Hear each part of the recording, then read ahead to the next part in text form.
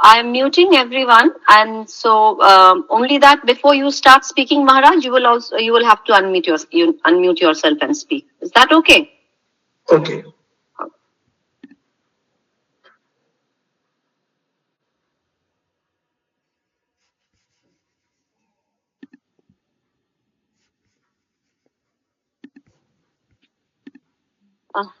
Namaste, Maharaj, and namaste to the Holy Trio, and namaste everyone. We start our next session of Tat Padam for Seekers of God. We will be beginning the 7th chapter. And before we begin, as always, we'll request Malavika to please chant the peace mantra. Thank you, Malavika.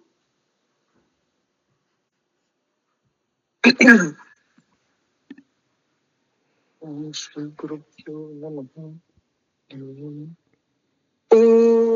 Shang No Mitra Shang Varunah Shang No Bhavattaryama Shang Na Indro Brihaspatihi Shang No Vishnu Rurukramaha Namo Brahmane Namaste Vayo Tvameva Prataksham Brahmasi Tvameva Prataksham Brahma Vadishyami Ritang Vadishyami Sattang Vadishyami Tanmamavatu Tadvaktaramavatu Avatu Mam Avatu Vaktaram Om Shanti Shanti Shanti Hari Om. Thank you once again, Malavika. And Maharaj, over to you now, please. Pranam, Maharaj.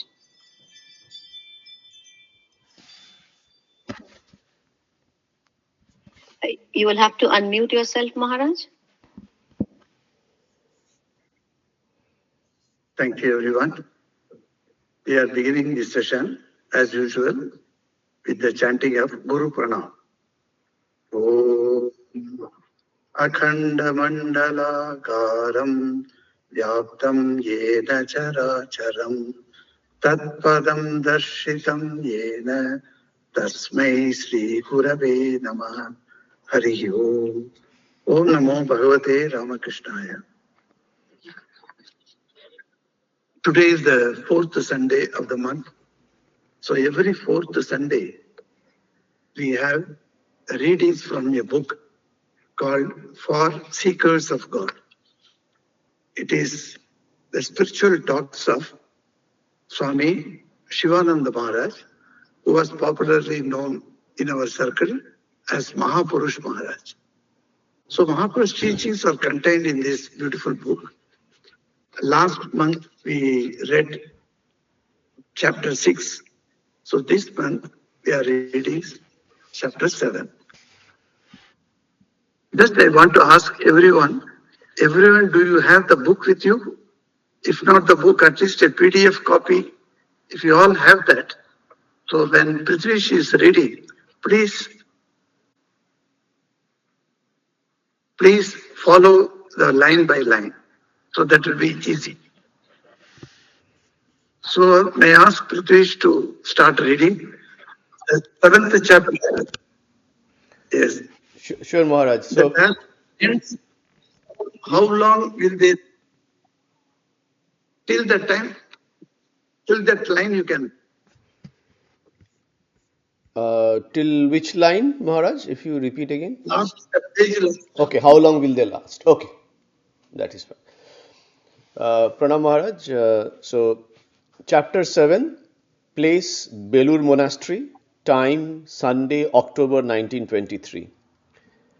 It was Sunday, about 9 in the morning. Mahapurush Ji was seated on a couch in his room. Many devotees were assembled and interesting things were under discussion. Becoming inquisitive, a devotee asked, Maharaj, how old are you? Swami said, you ask the age of my body. I don't know exactly. Probably it would be about 70 or 72 years. Devotee says, in that case, you would be 3 times older than we. Swami, possibly 3 times. Why 3 times? I have existed through eternity. The self, unaffected by disease and old age, is beginningless, endless, eternal, and immortal, pure, illumined, and free. It dwells in every being as consciousness itself. This counting of age by years, 10, 20, 50, 100, and so on, is a figment of ignorance. The immutable being whose nature is truth exists eternally without undergoing any change at any time. This world, fashioned by ignorance, is illusory, and our whole trouble comes from mistaking the illusory for the real. Deer often makes Deer often mistake a mirage for water and jump into it in a body. From a distance, the sand appears a vast expanse of water with the play of waves. Duped by this appearance, the deer run and run for the water and finally lose their lives in the sand. In a similar way, a man who considers this ephemeral world real causes himself endless sorrow. He is scorched here, as it were. Not for a moment does he think he will someday have to leave this world. He wants foolishly to arrange his affairs on a permanent basis. Perhaps he buys a brick house, a large estate, and does other things of that sort. Yet, however he tries to make things permanent, how long will they last? Maharaj, over to Yes, you. thank you. And portion of this chapter is very beautiful. You see, the last month we saw a very grave subject that was being discussed by Swami Shivananji. It was about death, and particularly dying in Kashi. That was, we all discussed that. And many devotees wrote to me later, either by WhatsApp or by telephonically. They informed me that they had certain questions in their mind, and those questions were answered somehow without being even asking the questions. So I was very happy that it is Guru Maharaj's grace that the ideas are easily coming to our grasp. So in this chapter, 7th chapter, this was in October 1923, the date is not mentioned. Perhaps same place, Belur Monastery, people are meeting Swami Shivananji. Devotees are also there, as well as monks are also present. So in the presence of devotees and monks, Swami Shivananji is talking. So sometimes, when devotees meet monk, suddenly you will not ask, how do I get moksha? Will you ask like that? You won't. So naturally, you require something very lighter subject to talk to. And then from there, you can go on to increasing your depth of the ideas. That's how we all talk, we understand that, because so many devotees come to us. So when we see that, how is the weather? That as English custom is there, we start with the weather, they say. So the weather is talked about, and then the travel that you have done to this place, that is talked about. All those things, then only we go into the deep subject. So in the same way, the devotees who were assembled there on that day, one devotee asked. What did he ask? He did not ask for moksha or anything. He simply asked, how old are you? It's a very silly question, asking a monk like that, that monks, why anybody, even the householders there, you do not ask immediately the age of a person. The age is not to be asked. Somehow, some secrecy comes on that, and it is for a long time. It's a traditionally we are understanding that age should not be asked. Likewise, the salary that you receive should not be asked. So there are 2-3 points are there that you should not ask like that. And like that, the third point is how many children you have. You should not ask. So like that, these things are to be understood as you talk, and as your familiarity grows, you try to know some of the intimate details of a person. So suddenly, this man, this devotee, asked him, how old are you? Simply he would have told, yes, I was born in 1864. Like that he would have said, but he didn't say that. He said, instead of that, to remind the devotee why you are raising a frivolous question like this. So he is asking, you are the age of my body? He's wanting to confirm. Are you asking the age of the body? I don't know exactly. You see, in those days, we never had that exact. But Swami Shivananda went to school. So naturally, his parents would have given the date of birth. And we also know the date of Tithi, etc. We also celebrate his every year, his date of Tithi. So the date is known. But he says, I don't know exactly. In those days, and why in those days? Even in my childhood days, I have heard from, say, a few relations that when they go to the school, yeah, higher age is given or lower age is given, something like that. So when you ask him, what is it, when we ask the devotee, so what is your age? Then he's puzzled to say the school age, which is not right, or the right age, which should be told. That complication that comes in like that. So he's asking, you are asking about the age of my body. I don't know exactly because exact date, etc. He is not remembering at that time. Most probably, it would be about 70 or 72 years back. It is 1923. So even if you take it the 72 years, that means it will be 18, what, 1842 or 50? No, he was born in 1896 in Sylhet, 1890, August 8. I just checked not up. 18. No. 1863, Swamiji was born. Okay, then. Swamiji was, So, I'm looking at 1854, born Taraknath Ghoshal, yes, correct. 1854, yes. So 54 to 90, how many years have gone? So 54 to 1946, and this is which year? 1933. 53, So 46 plus 33, 70, 23. Yes. 23. Yeah. So with 29 years. yes, whatever be the age, he says, it should be about 70 or 32 years. My voice is getting echo. Okay. Is it okay now? It's okay now, Maharaj. I muted. Echo is gone. Okay. Then he says, the devotee is now adding to that, just to ease the conversation, perhaps, you would be 3 times older than me. That's quite understandable because he's a young devotee and then he's a 70-year-old monk. So naturally, he must be 3 times older than him. Okay. Possibly 3 times, he says. Why 3 times?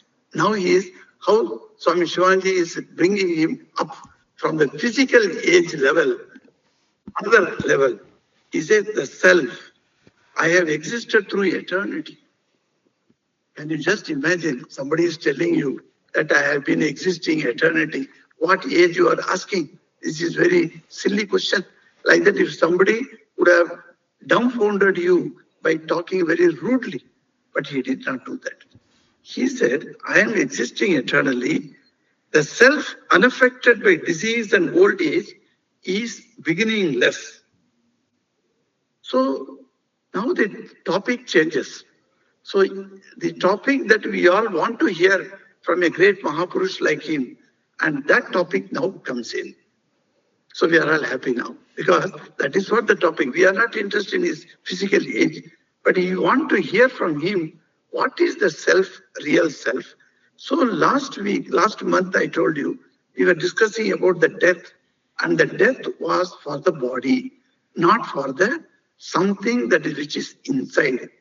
So the Deha and Dehi are different. The Dehi is one who is residing in Deha. Dehinam api sarvesham, like that there are many quotes are there in our Shastras. Even in Gita also say, so Dehi is something different from the Deha. So who is that Dehi? That question has been raised many, many times in many, many philosophies. Even Greek philosophy, which was more concentrated on the physical level of the body and the enjoyment, etc., or the cultivation of the body, physical strength, etc. There also, Socrates raises this question with his disciple that who is there inside the body? Is someone there, and how does that person, that entity within the body remains after the body is removed? So such questions were discussed from the ancient time. In every civilization we find this question that the body ending is not the final. In every religion that is there. Even the religions that do not believe in reincarnation of the soul, they also have this idea that there is something within the body which is different from the body. So in other religions also we know how it is being told. So in Christianity and Islam we find that the body is gone, so body should not be burnt. It should be kept safely at a place so that the soul that is within can be called upon by God one day on the last day of the judgment, and then the soul can travel to God. So that the soul within the body, that is being understood. So that is kept up. So there is, body is impermanent, but there is something within the body is permanent. So regarding that, what Gita says, Krishna says very clearly, na jayate, he says, and that means na mriyate. Na jayate, and then mriyate. Mriyate va, he says, neither it is born, neither it dies. Na ayam bhutva bhavita vana bhuya. In second chapter, verse 20. If you have Gita, just take the book and get into that page. 20th verse in chapter 2.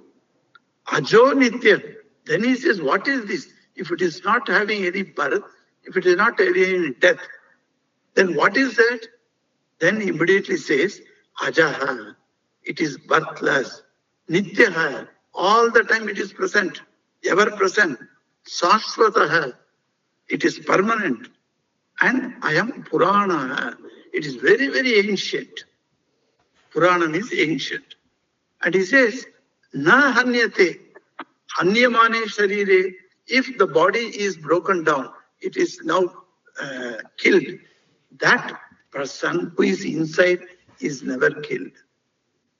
You know, we are all in particular in India and other places, all our Indian devotees are stunned at the recent killings. I should say it is a genocide that happened in Kashmir. So we are all very sorry for that. It was very strikingly, it was stunning to all of us. We could not speak for some time when the news reached us. It was so stunning to hear that and then see the other videos, etc. So, but our philosophy says the person may die, but the Dehi who is within him is not having any death. So do you think that this idea, this type of philosophy is to give solace to you, to the people who are grieving after death? Is it a kind of solace or is it real? So some people may say that yes, it may give some solace to you because after the death, after the 13 days or 16 days, karma, etc. done, then many houses, I've seen in South Africa, many houses, they read Garuda Puran. There's a Puran called Garuda Puran, and the Garuda Puran is read. And Gita, second chapter, that is also recited in the cases of death places. So why, again and again to tell us, you see the body is gone, but there is someone within the body. He is eternal. Ajo nitya sashvatoyam purano. That is what Gita says. So this itself shows that we are something different from the body. But don't we see around us? Don't we see around us there are so many other types of creatures. They also have the body and they also die. They also born and die. So can we say that like us, in them also is there any soul? That question also may come up. So yes, because the soul, the Atman, is only one. It is not multiple. So naturally, that soul is present in every being. So that is there. But then, do you find any difference between man and animals?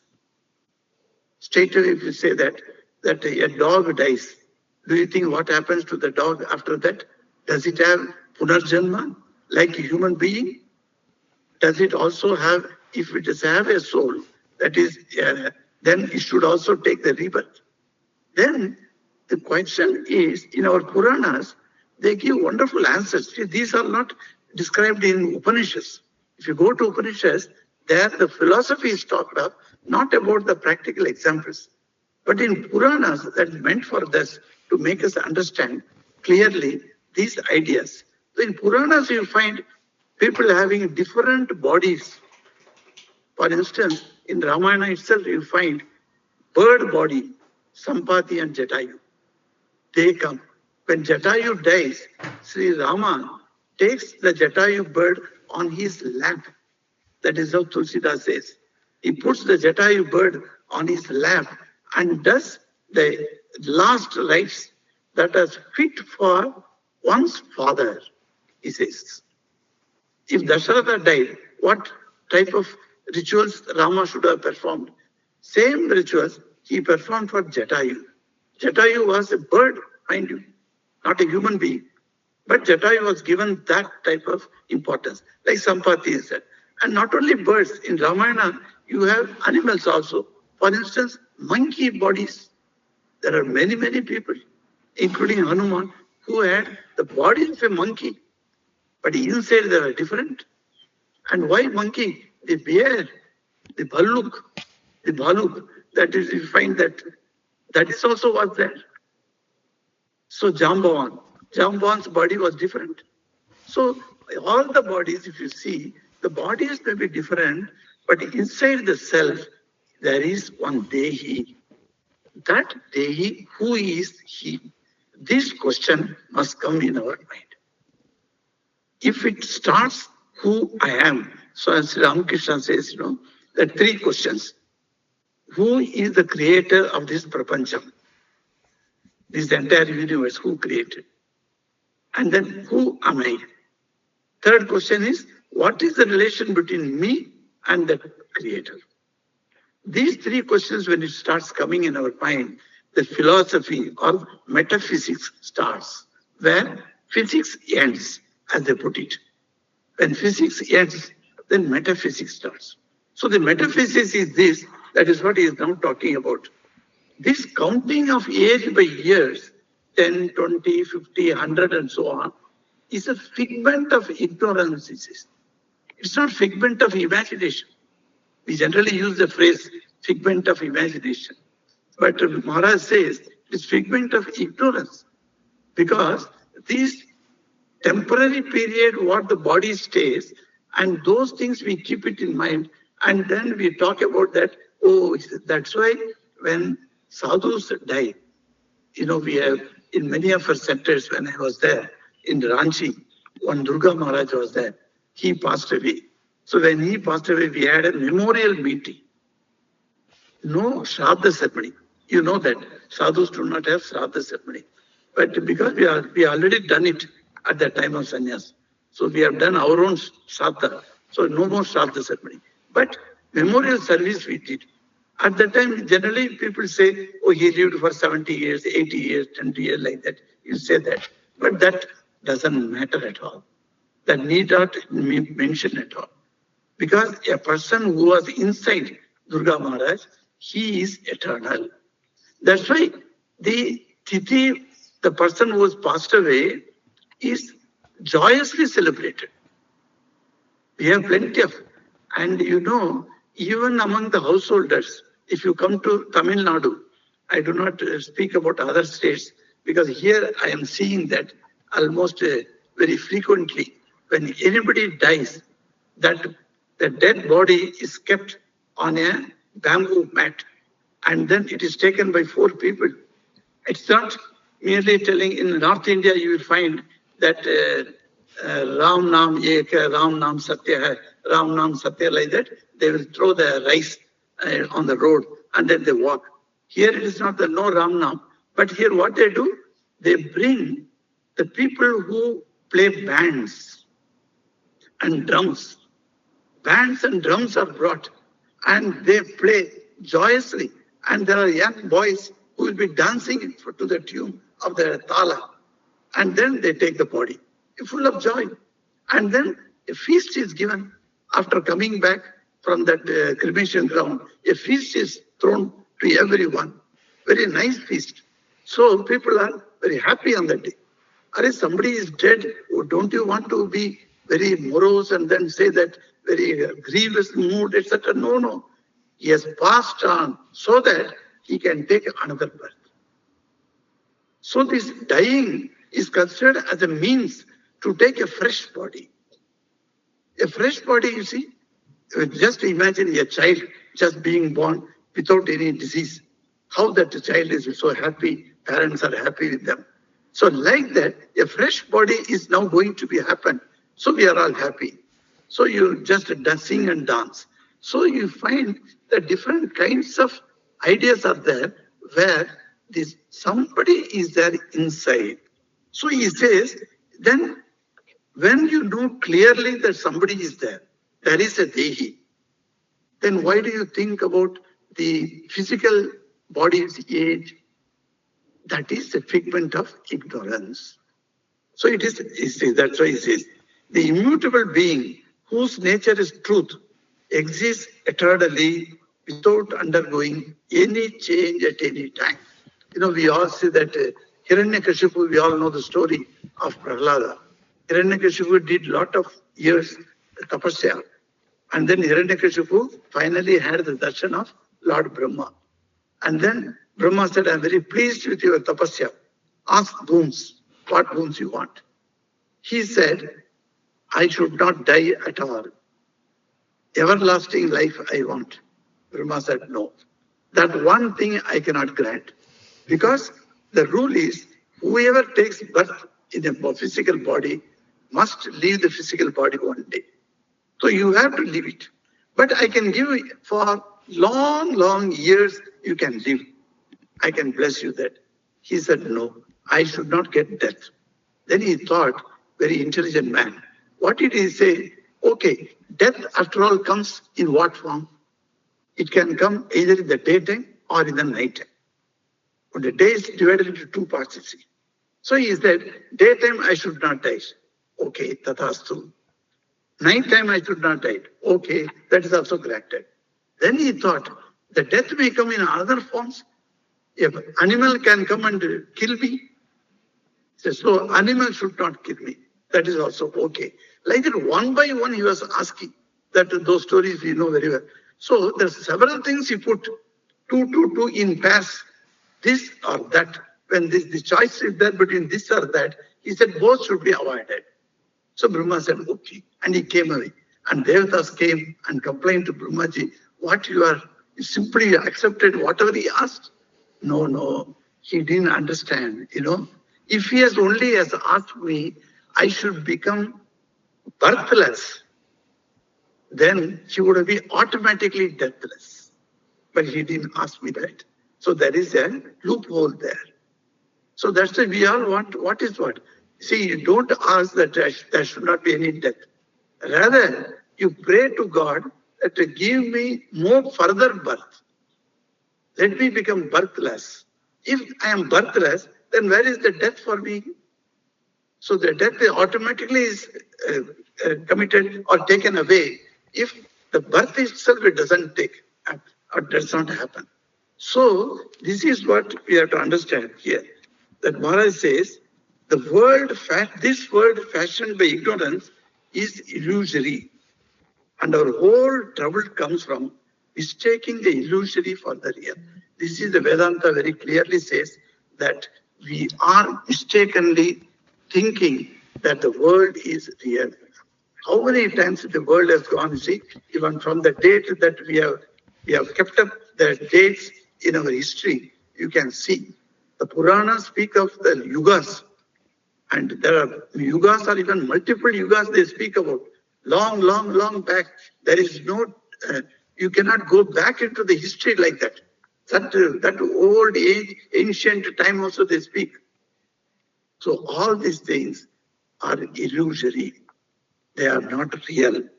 That's all said. So he gives a small example of a man who considers the ephemeral world as real, the non-permanent or impermanent world as a real world. For that he gives that he buys a brick house, large estate, and does other things of that sort. And one day he is no more. And other people, they enjoy whatever it is. So this is what he just took him, that devotee, from the physical age to a ageless concept. That is what we understand. Yes, Pratish, continue. Okay, Maharaj. So,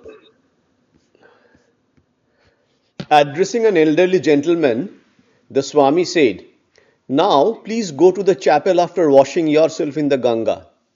We have made our chapel a veritable Kailasha or Vaikuntha. There in the chapel is the living presence of Sri Ramakrishna and also of the Holy Mother Swamiji and other disciples of the Master. Whenever I enter the chapel, I feel that I am in Kailasha itself. Often I go there and sit for meditation, and my heart is filled with joy." Addressing a monk who was seated near, the Swami asked, "When do you go to the chapel?" The monk says, "In the morning about 9 or 10 and again in the evening." Swami says, "Don't you go there early in the morning?" The monk says, "No, Maharaj, early in the morning I meditate on my bed." Swami responds, "Why on the bed? Get up early, wash yourself and go to the chapel to meditate there. Why of all places do you meditate on the bed? It is not a good practice. Of course, when sitting elsewhere is inconvenient, it is different. We have learned from previous experience that the moment you sit on the bed, you feel lethargic and sleepy. The bed and its pillows have a tendency to pull you down and make you go to sleep. If possible, I try to avoid sitting on the bed. At the early hour of dawn, when the chapel is not open, I may sit for a while on the bed, but later I go to the chapel and enjoy my meditation there. The morning is the ideal time for meditation. It is silent and quiet all around. Nature is peaceful. With little effort, the mind becomes absorbed in meditation. Invariably, I awaken when the clock strikes 3, whatever be the time of my going to bed." We noticed that the master would not sleep at all after 3 o'clock. He was in the habit of sleeping lightly. An hour or two sufficed him. Arising from bed, he would start taking the name of the Lord. Sometimes he chanted Om, sometimes he clapped his hands and repeated the name of the mother, or perhaps he walked up and down taking the name of Hari. He would awaken those of us who were sleeping in his room. Approaching us one by one, he would say, "My boys, are you awake? Get up and take the name of the Lord." His ecstatic chanting of God's name would be going on all the time, having no consciousness of the outer world. He would, while chanting, sometimes go out on the adjoining porch, nude like a child. Some days he would start kirtana, accompanied with drums and cymbals, and we would join him. Mostly he would sing only the names of God, occasionally improvising words and phrases. Sometimes he danced in ecstasy. Ah, how graceful was his dance! He would then be transformed beyond recognition. It is impossible to describe his unique spiritual raptures. He had an unusually sweet voice, the like of which we have never heard anywhere. The kirtana would continue till the late hours of the morning. The master's ecstasies were contagious, making all ecstatic. The ceaseless repetition of the Lord's name made the place a heaven. In what joy did we pass our days with the master! Thinking of his association with Sri Ramakrishna, Swami Shivananda became deeply absorbed, as if unable to speak anymore. Correct. Thank you. Yes. When you think of Sri Krishna, and particularly the joyful dance, etc., and his singing in a melodious voice, you are no more able to speak any words. The mind gets absorbed in that thought because he was there, sitting there, and he has witnessed the Ramakrishna's singing and dancing. So he immediately, those things come into his mind, mental eyes, and then he's getting absorbed. He's unable to speak anything. So what happened here? One elderly gentleman was there. The Swami told him, "You please go to the chapel after washing yourself in the Ganga, because Ganga is nearby. Go and at least sprinkle some water on your head and purify yourself, because you have come from different places, touching different things, and in different transport you have come. That body and mind both can be purified by Ganges water." See, it is not merely the people used to criticize when Ganges was having so much of mud, etc., come with that. And in Belur, but Ganges, it is the last, almost the last end of the Ganges coming before joining the sea. So you find so many other things, effluents from the factories, the oils, there's so many other things come. The dead bodies of carcasses would be floating, and the trees and branches are cut and they are thrown there, they are also coming. So many people say, "Oh, what is the purity in that?" The purity does not resemble or tell us about the outer, the water purity. But still, during this Kumbh Mela, there are scientists who came from Germany, and I read about that, I was stunned. They studied the water's purity, how much the pure water it is. And with 60 crores of people coming and taking bath and misusing that water, still they found the water was pure. So that is something physically also. The water can be physically pure as well as mentally. It makes you absolutely pure. So all the bad thoughts at that moment when you take bath in the Ganga are washed off. That's why it washes off the sins, as they say. So that type of Ganges is nearby. And then you go to chapel, the shrine is there, and go and sit there. We have made the shrine a veritable Kailasa or Vaikuntha. So either it is Shiva or Vishnu, whatever be your ideal. So it is either if you are Shiva Bhakta, consider it as a Kailasa. If you are a Vishnu Bhakta or Krishna Bhakta, consider it as Vaikuntha. So he says, and there, Sri Ramakrishna, Holy Mother, Swamiji, and other disciples of the Master are there. You see, sometimes people come here and say, "Me and my Brahmachari Yuvraj, only we two are here." And even the cook, etc., they are all gone. So only we two are there. Suddenly some devotees come and note that. They notice that only we two are there. Then they ask, "Swamiji, only you two?" So immediately I understand the meaning of that. That only two means, is there any other human persons are there? That is what they mean. But I just, I make it in such a way that to make it in a very laughing way, I say, no, we are, so many are there. Come, I will take you and show you so many people. And then take him by the stairs to the shrine and tell them, you see, how many are here. Thakur Ma Swamiji, and then these 16 disciples are, 15 disciples are there, and then Mother Kali also is there, and then Ram is there. So all those deities are there. And the local deities, two deities, Nachiyamma and Mariamma, they are also sitting here. So many people are here, we are not alone here. I say that. So when you go into a temple in a shrine, have you ever watched around you before making pranam? Some people just go, as they're closing the eyes, they enter and then make pranam. That's not necessary. You have to invoke the presence of Sri Ramakrishna amidst all these people. So when you see around who are all there, whose photos are kept, then you have the feeling that yes, they are all standing there, they are all sitting there, they are all with you. And to all of them you make pranam. So that is what he says. You go there.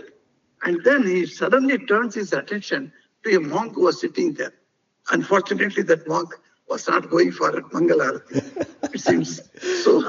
So he got him that. Actually, some of the elderly Swamis, when they are asking in a group, they'll put such a question to that person only who has that failure. So he's really, I have seen many times like that. So that the brahmachari has told me that, you see, today I have not gone to chapel and Mangalarti. So, and we are at the training center. So we used to go and make pranam to Bharat Maharaj. And Bharat Maharaj would be looking.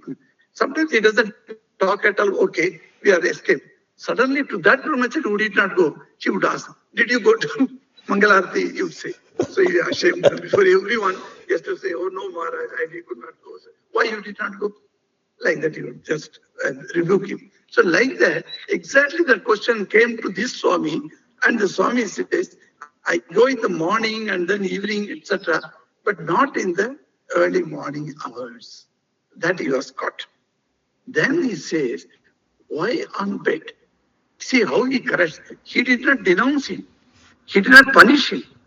Why you are not coming? Swamiji punished everyone, When Swamiji started Belur Mat, he made a rule that all the Swamis, at that time direct disciples were there, all of them should come at 4 o'clock Mangalarti time. But for that only Lattu Maharaj said, you see, I am not a machine. You give the bell and immediately I should sit and meditate. I will meditate at my own time, like that he said. So you find that he made the rule. And if you don't come to Mangalarati for the brahmacharis and the Swamis, except the direct disciples, the rule was, Swamiji's rule was, you will not be given food on that day in the mud.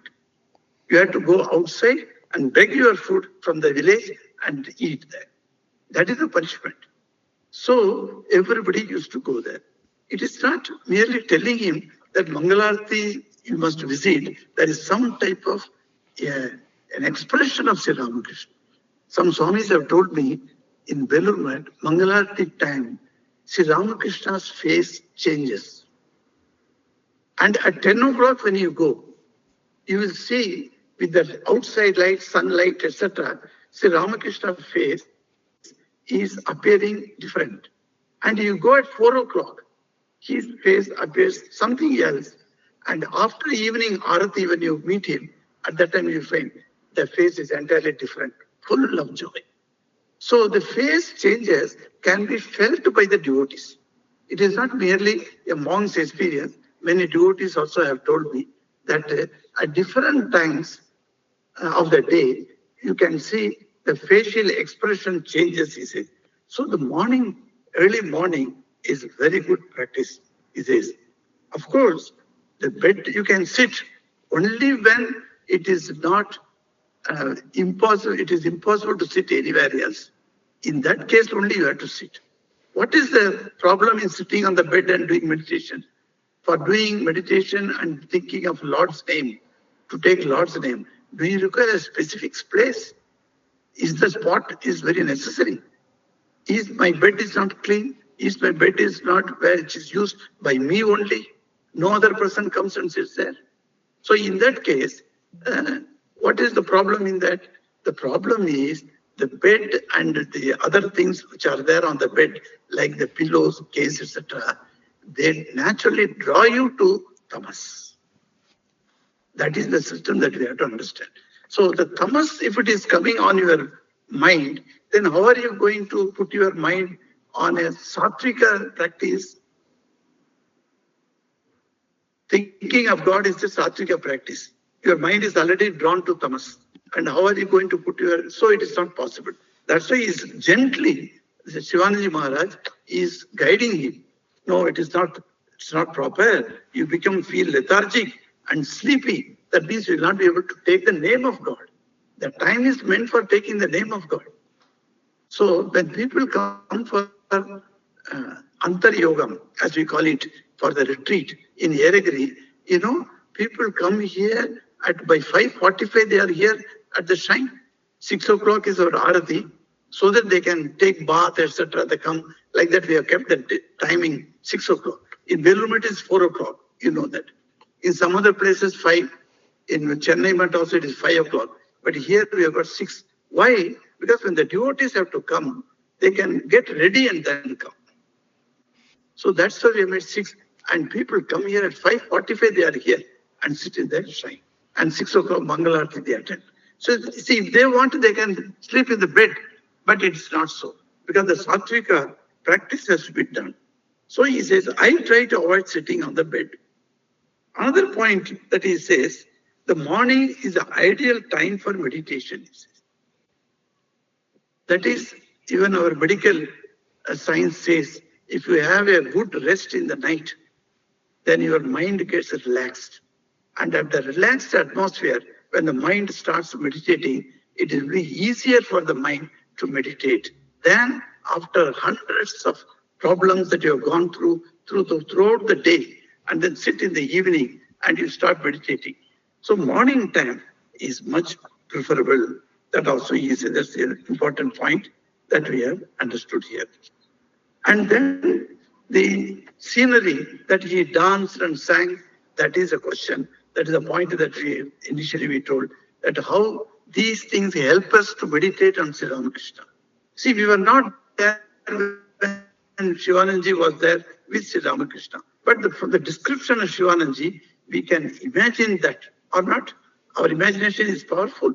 With that powerful imagination, we can do meditation on Sri Ramakrishna on the scene that was created on that day. What a beautiful scene, and the way that Sri Ramakrishna danced, etc. So these are the 3 important points in today's chapter. We thought it to discuss, or as we call it, reflections on the readings. Now I turn over to Prithvish.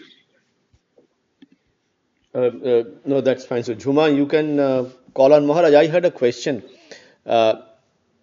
It is, you mentioned about like when you go to the chapel or go to the temple, you just do a pranam mechanically, or you try to invoke the Lord first and then create an ambience before you do the pranam.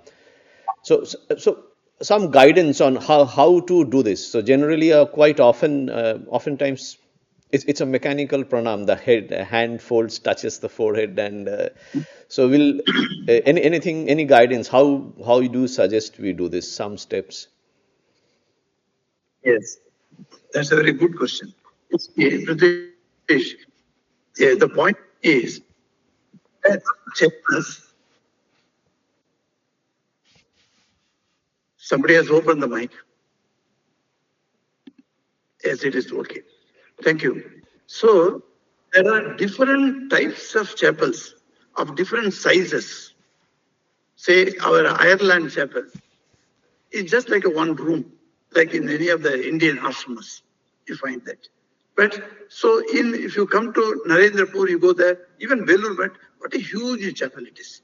So there are different kinds of chapels are there. In South India, the South Indian children are made to follow a particular process in entering a temple. Even the temples are big, and big viharas are there. And when you enter the temple, you have lots and lots of different deities are there. So you start with Ganesha. You pranam to Ganesha, then Murugan, then Devi, then others, etc. And then go to the Moolasthana, where in the Moolasthana, the main deity is there. So you make pranam there. And in the temples, you are not allowed to bow down and make pranam in presence of the Moolasthana. You have to come out of the entire Sannidhis, as they are called, where the deities are kept. You have to come out, and there is a Dwaja Stamba, a flag stalk is there. And there you have to go and do pranam, like that they say. So the different cultures are there, different types of things are there. But what for our Ramakrishna devotees, I would say that when you enter a temple, just have notice what type of pictures are there in the shrine. If there are direct disciples pictures are there, naturally you will know that direct disciples are here. There are like places like Belur Math where you don't find even Holy Mother in the main temple. Is it not? What to talk about the other direct disciples? None of the pictures are there. But in some of the temples, we do have those pictures. And then you just bow down and slowly put your arms together, and with all devotion, and that you are going to meet the master, your Ishta Devata sitting there like that, if you think and slowly approach, then it is possible that our making pranam at the temple becomes fruitful. Otherwise, not seeing anything, just go there, fall down, then come back. That means you have not absorbed the ambience of the shrine. When you go to a park, do you absorb the ambience of the different kinds of flowers? When you come to Yeragiri, what do you say? What a beautiful flowers are there, Swamiji. I take the devotees for a walk there. Because that ambience has to be absorbed. That is what necessary in any shrine. Thank you. Pranam Maharaj, thank you. Sumita Shetty, you have a question? Go ahead. Pranam Maharaj. Namaste, Sumita. I just wanted to say something that I read about what Swami Shankaranandaji said. He said, never rush to offer your pranams in the temple. Stand calm and look at Shri Shri Thakur for a while. Imagine and try to feel the living presence of Shri Shri Thakur and that he is looking at you. When your mind is focused, imagine that you're holding Thakur's feet and offer your pranams. Wow. Swami Shankaranandaji It's said almost this. like a meditation. Yes, Maharaj. Yes, what a beautiful quotation. Exactly, readily you have that. Thank you for that. You see, this type of input, that's what I expect from all of you, because we are all very experienced devotees are here. Naturally, everyone can tell their experience.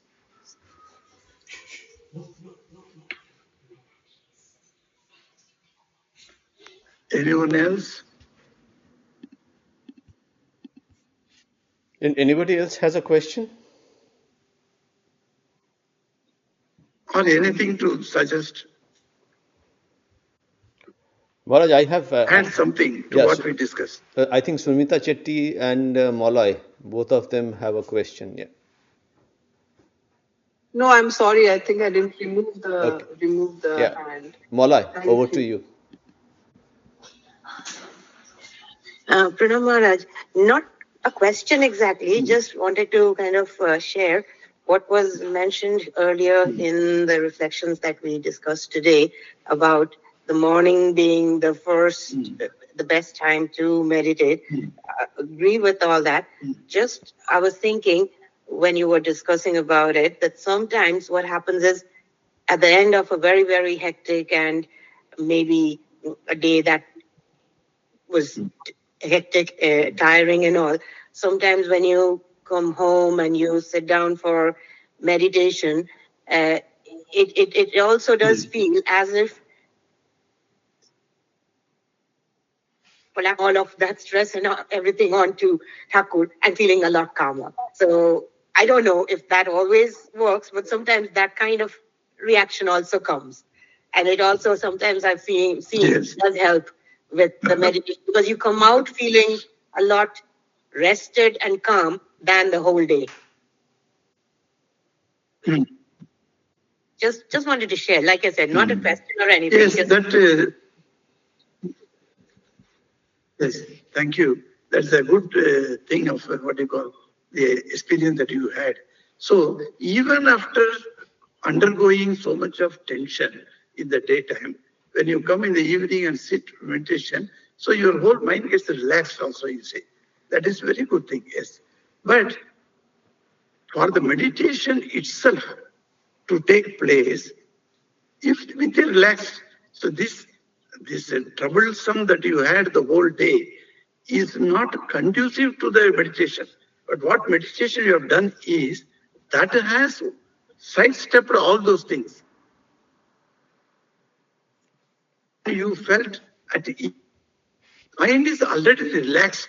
Just imagine. Not that undergoing the whole day's tension. If the mind is already relaxed at the time starting of the meditation, how greater it would be. How deeper you could go into. That's what I'm thinking. Yes.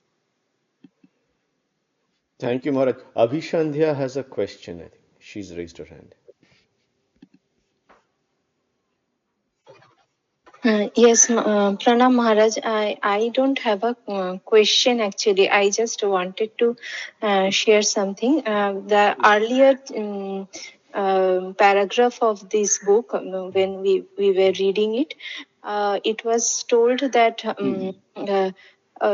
when you were mentioning the Gita slok, 20th slok of Gita, we were just reading it in our class yesterday, that where in Upanishad it's also explained how Brahma is. It's where it says that Satyam, Jnanam, Anantam, Brahma. The three lakshan of Brahma are Satyam, Jnanam, and Anantam. And here in this book also, Maharaj, when asked about his age, Maharaj says the same thing. I think that I was just seeing that I am the self. I have existed through eternity.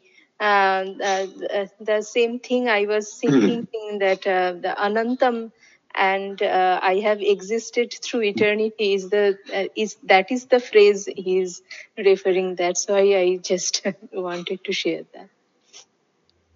Yes, I have the Bengali version here, the original one. There he says that Tini to Cherokali Roechen, Aki Bhave, Shottoshurup, Sanatan Purush, like that he says about that. So that the person within the Dehi has got this that we have to remember that. Otherwise, how we will think about that Dehi? If the Atman is birthless and deathless, if you don't explain, or Sat Chita Ananda, if you don't say that, how you will imagine that? We will not have any means to understand. So intellectually, at least to understand, we require descriptions, and the description is not all. That also you must keep in mind. That's why Sri Ramakrishna says, I have experienced Brahman, but in the way that has been told by the Shastras, and beyond that also I have some experiences. What that experience he could not say, neither we have any record for that. So beyond what Shastras say, also there are some experience that is maybe there. Thank you. Any other questions from the audience or any comments?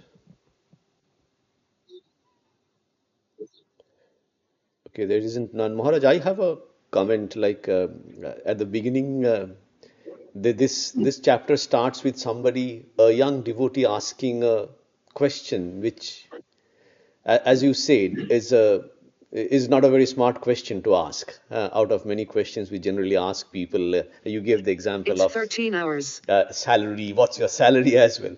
So I was thinking in our mind that what is not right to ask a monk? I think every time we have met a monk, somebody has always asked, "Why did you become a monk?"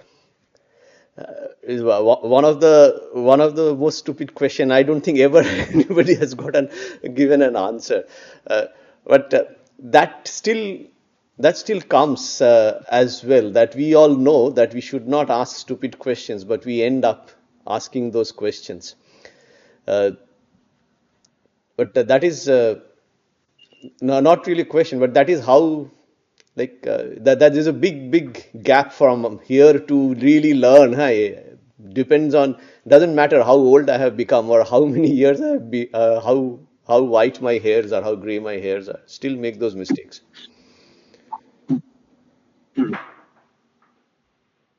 See, that is because of our identification. You must understand. Yeah. So what is the type of identification? We are identified with our But Trace, you mute yourself. language, place of birth,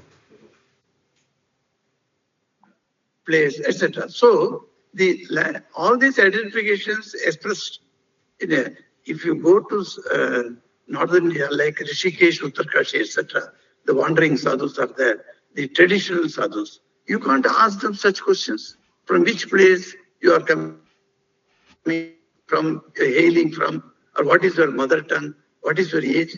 These things you cannot ask. But unfortunately, in Ramakrishna Mission, when I go to Ireland, naturally I have to send my passport to you. So you know exactly what my age is, what my date of birth is, where I was born. True. All those details.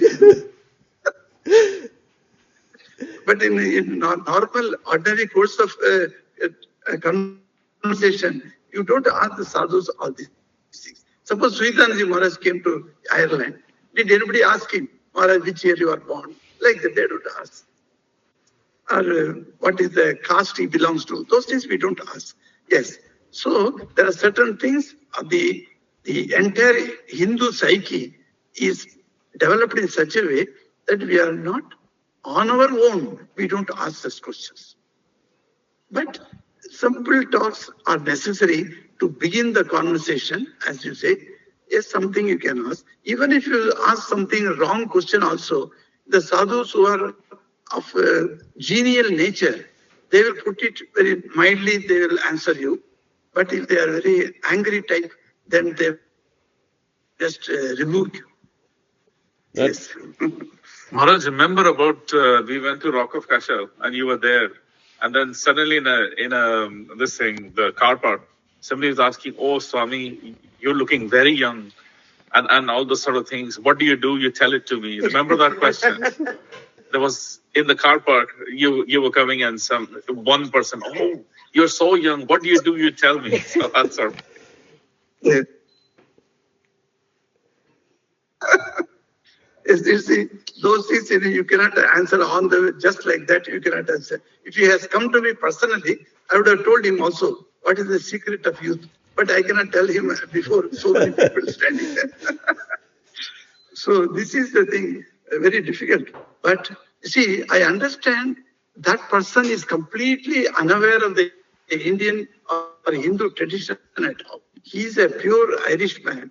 So he has just come to me and see this peculiar color dress, orange robe, and then he came and talked to it. So he doesn't know anything about that. So I cannot take,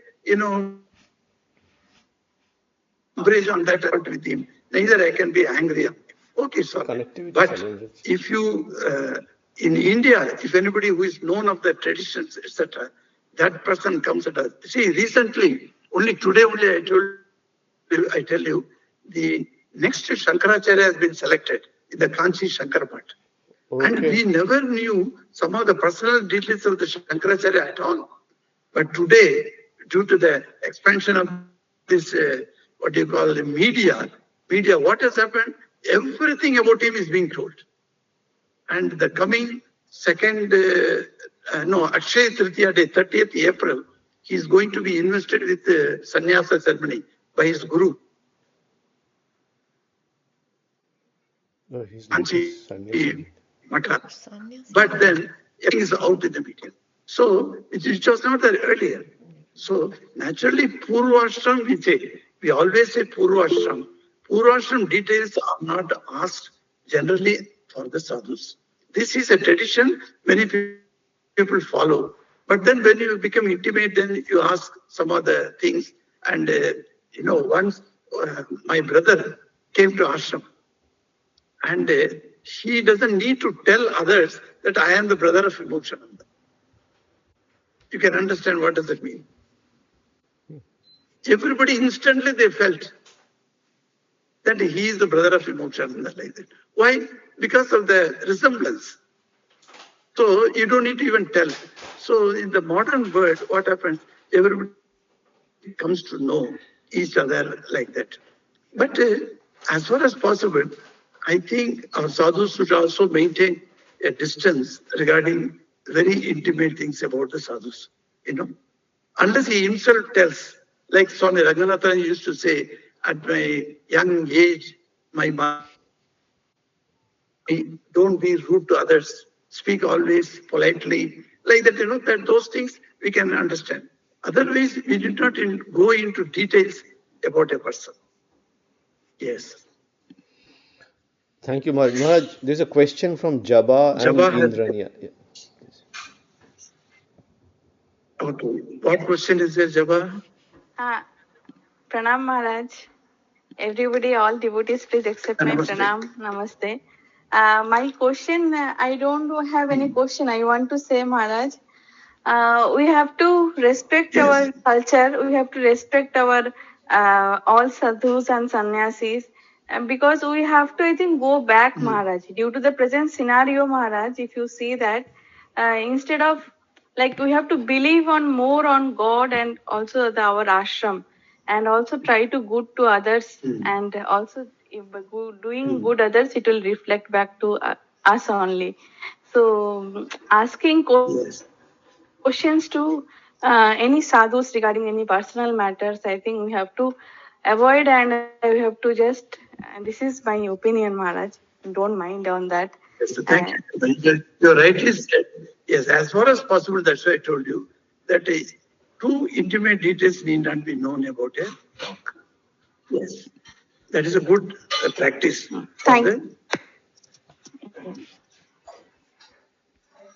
Thank you, Maharaj. Thank you. Pranam, Maharaj. Indrani, you have a I question. appreciate your ideas. Sure. Pranam Maharaj. No. I don't have a question. Maharaj, please excuse me for not. There is some issue with the video. So, no, I don't have a question. I just wanted to add on a light note. If Maharaj allows me on this point, I just wanted to say a little, I wanted to share a little interaction I had with Maharaj in Singapore when I had on my first darshan of Maharaj. So, yes, we know that we cannot we cannot ask personal questions, and my Guru Maharaj also used to tell us that. Yeah, can I ask, Java, can you please go on mute? So we know Purvashram questions cannot be asked, but also as the other speakers have said, I have also felt on many occasions that because we do not have that kind of spiritual understanding, or questions of spiritual depth sometimes do not appear, and at the same time we want to interact, then sometimes we start by asking some silly questions. So that has happened with me also. But in this on this occasion, it was a funny thing because I met Maharaj for the first time, and after offering pranams and all. So after some time, I asked Maharaj. After a lot of deliberation and hesitation, I asked Maharaj, and I thought I had heard elders speaking in a certain way. So I said, Maharajir শরীরটা কি south Indian south কোনো southern Indian স্টেটের? So Maharaj then said, হ্যাঁ আমি south ইন্ডিয়ার. Then I said, but Maharaj's Bengali is very good. Then Maharaj said, ভালো বাংলার কোথায় হলো, তুমি তো বুঝেই গেলে আমি সাউথ ইন্ডিয়ার. So this funny anecdote I wanted to share with the devotees on a lighter note. Thank you, Maharaj. Yes. See, even though we do not ask exactly specific questions, sometimes we can just understand. Is it not? Because India is a variable country. There are different types of people are there. We can immediately know. From the pronunciation itself, we pick up that he is a Bengali or non-Bengali. That can be easily understood.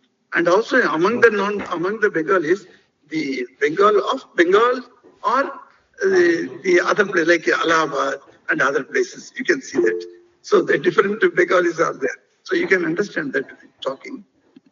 And South Indian, of course, speaking Bengali will always, this Mahaprana is not there in our language. So Mahaprana we can't. Yes. So you can easily pick up. So there are certain clues everybody gives out. It's not only sadhus. Even if you sit in a train and meet some people, or in the plane, the airport, you meet somebody, you can definitely make a proper guess of that person. Yes. Once I was traveling by train in Lucknow. So the family who was there with me in the train, the third class compartment. So they brought a puri, etc. So they gave me. So all the time we were talking in Hindi. And that man suddenly asked me, "Acha Brahmachari ji, aap bataiye, aap kahan ka hai?" Then like that he asked in Hindi. So I tell him, "Acha, aap hi guess karo na." अब इतना दूर तक आ गया तुम, तो तुम ही बोलो कहाँ कहूँ मैं. So he was trying to find out, and finally he got. And then he told me, you are from South. I said, how did you pick up? He said, because you said only. We say only. We say table. You say table. I could understand that you are from South. Immediately, see. From the pronunciation of the words, he could understand. So we are giving out automatically. Unintentionally, we are giving out. But I'm telling why the differences, why we should not ask Purvashram questions is because for two reasons. One is you are not supposed to know that. Second is why do you want to dig into that memory and then bring out all those old memories in. So for this reason, Purvashrama is hidden. But it's not necessary. Some people come and talk to us very politely, and it comes out. You cannot stop it. But among the South Indians, you see, then we will also know who is a Malayali, who is a Kannadiga, who is a Telugu speaking. Like that, we will know that. So you cannot. A Bengali and Odia person speaking in English, will they not understand each other? They will easily understand who is Odia and who is a Bengali. So likewise, Right. these Yes. things will come out. But I am telling you, these are external things. These are all very insignificant things. Even if you know nothing bad happens, but you should not go more deeper into the intimate details of the life of a monk. That is what. Yes, anyone? Thank you, Maharaj. Anybody has a question? I think we have passed 15 minutes, so we can. Maharaj, Pranam Maharaj, so we'll, if you. Maharaj, just wanted to say one thing. Okay.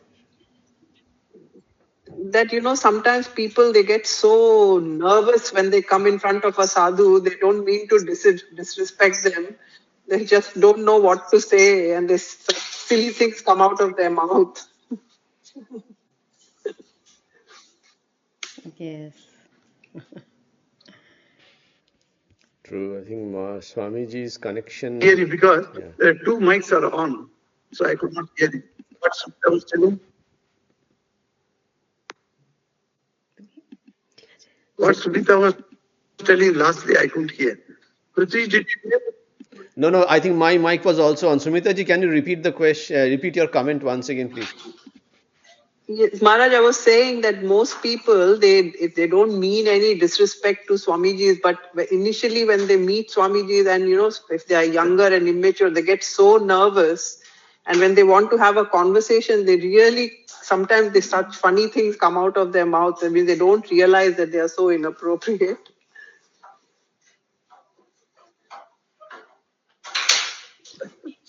Yes, that is true. Most Swamijis are so Anyway, gracious, you they don't don't take it get very upset. seriously, all those things. That's it. Yes, it's not going to get upset. It's all right. Okay, Maharaj, we close the session today. If you can close the session. Yes. Om Shanti Shanti Shanti Hari Om Tat Sat Sri Ramakrishna Arpanamastu. Durga to you. Pranam Maharaj, please Thank accept you. the pranams. Pranam Maharaj. Pranam Pranam Maharaj. Maharaj. Namaste everyone. Pranam Maharaj. Pranam Pranam Maharaj. Maharaj. Pranam Maharaj, Vipul from Ranchi.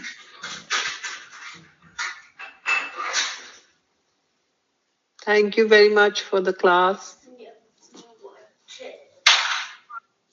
Maharaj Pranam Neven. Maharaj, thank you.